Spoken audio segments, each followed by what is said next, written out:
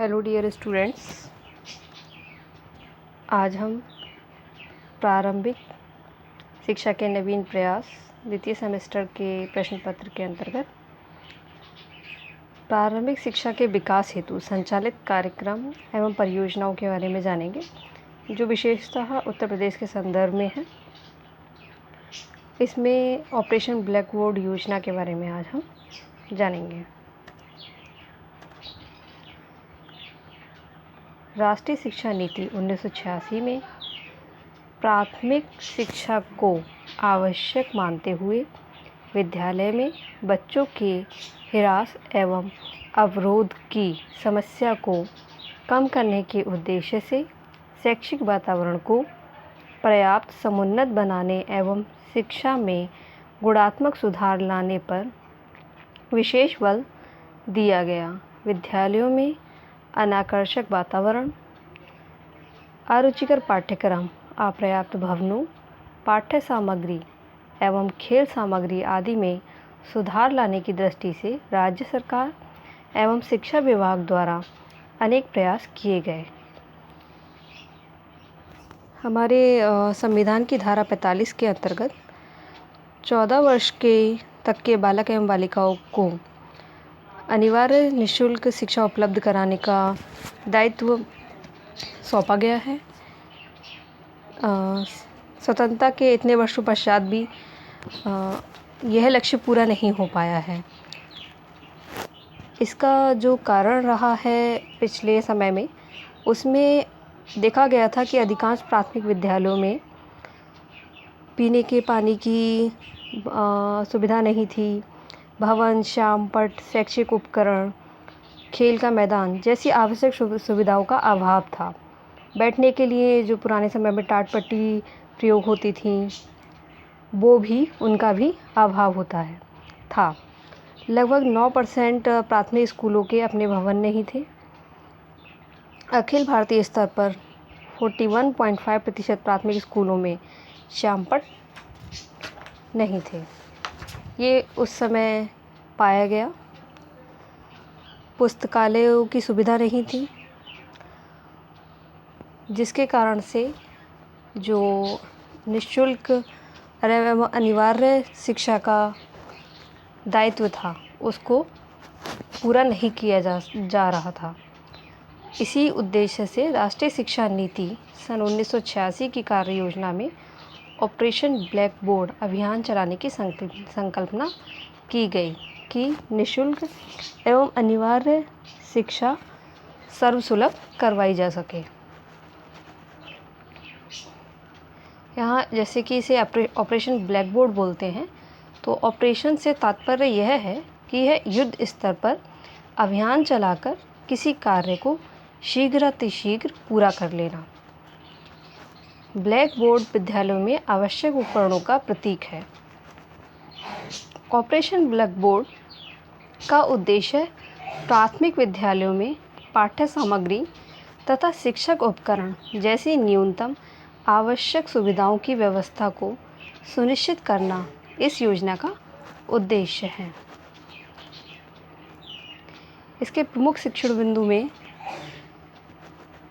प्रत्येक विद्यालय में कम से कम 2 कमरे, बरामदा सहित वाले भवन उपलब्ध कराए जाएं, जिन्हें किन्हीं भी मौसम में प्रयोग किया जा सके।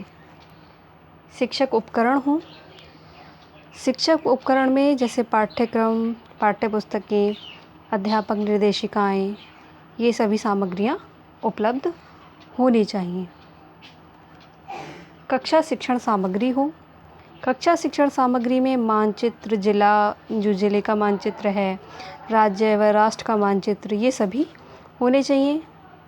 प्लास्टिक का ग्लोब होना चाहिए और शैक्षिक चार्ट सामग्री होनी चाहिए। खेल सामग्री एवं खिलौने जैसे लकड़ी के गुटके, फुटबॉल, वॉलीबॉल, पंप, रिंग, कूदने वाली रस्सी, ये सभी खेल सामग्री वहाँ पर होनी चाहिए प्राथमिक विद्यालयों में। प्राथमिक विज्ञान किट जो आवश्यक इससे रिलेटेड जो भी सामग्रियां हैं वो वहाँ होनी चाहिए।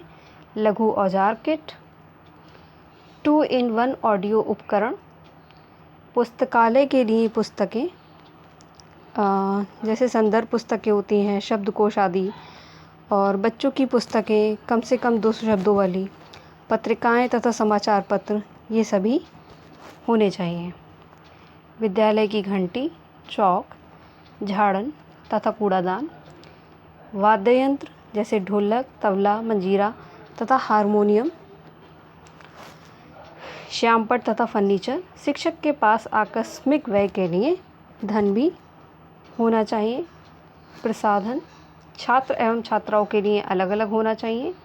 पेयजल व्यवस्था, शुद्ध पेयजल की व्यवस्था होनी चाहिए। इसके अतिरिक्त कूड़ादान और साफ सफाई के लिए अन्य सामग्री का होना आवश्यक है। ऑपरेशन ब्लैक बोर्ड में कुछ और भी सुविधाएं हैं जो इस प्रकार हैं। 2 बड़े पक्के कमरे जिनमें सामने बरामदा हो, जैसे पहले बताया जा चुका है। कम से कम 2 अध्यापकों की नियुक्ति जिनमें यथासंभव एक महिला होगी। विद्यालय एवं कक्ष को आकर्षक बनाया गया। बाल केंद्रित एवं कार्यकलाप आधारित शिक्षण अधिगम के माध्यम से शिक्षा की गुणवत्ता के प्रोत्साहन पर बल दिया गया। विद्यालय के प्रभावी रूप से कार्य करने के लिए भवन, अध्यापकों एवं शिक्षण सामग्री के संबंध में स्पष्ट सुविधाओं का उल्लेख किया गया। अध्यापन प्रक्रिया के लिए न्यूनतम मदों का उल्लेख किया गया। प्रत्येक मद की गुणवत्ता बनाए रखने के उद्देश्य से आपूर्ति किए जाने वाले प्रत्येक मद के मानक तथा उसकी विशिष्टताएं निर्धारित की गईं। ऑपरेशन ब्लैक बोर्ड को सन 1987-88 में लागू किया गया। वर्ष 1992 में इस योजना का क्रियान्वयन एवं मूल्यांकन करके निम्नलिखित संशोधन किए गए थे। जो हमारा प्लान ऑफ एक्शन था, जिसे हम पहले भी पढ़ चुके हैं, उसमें संशोधन किए गए थे। वर्तमान ऑपरेशन ब्लैक बोर्ड योजना को शेष सभी विद्यालयों, विशेषकर अनुसूचित जाति जनजाति के क्षेत्रों के विद्यालयों में जारी रखा जाए। नामांकित बच्चों के आधार पर जहां आवश्यक हो उन प्राथमिक विद्यालयों में 3 अध्यापकों एवं 3 कमरों की व्यवस्था की जाए। उच्च प्राथमिक विद्यालयों तक ऑपरेशन ब्लैक बोर्ड योजना का विस्तार किया जाए। ऑपरेशन ब्लैक बोर्ड की विशेषताएं: विद्यालय एवं कक्ष को आकर्षक बनाने पर बल दिया गया था। इसमें छात्र केंद्रित एवं कार्यकलाप आधारित शिक्षण अधिगम के माध्यम से शिक्षा की गुणवत्ता के प्रोत्साहन पर बल दिया गया। विद्यालय के प्रभावी रूप से कार्य करने के लिए भवन, अध्यापकों एवं शिक्षण सामग्री के संबंध में स्पष्ट सुविधाओं का उल्लेख किया गया। अध्यापन प्रक्रिया के लिए न्यूनतम मदों का उल्लेख किया गया। प्रत्येक मद की गुणवत्ता बनाए रखने के उद्देश्य से आपूर्ति किए जाने वाले प्रत्येक मद के मानक तथा उसकी विशेषताएं निर्धारित की गईं। धन्यवाद।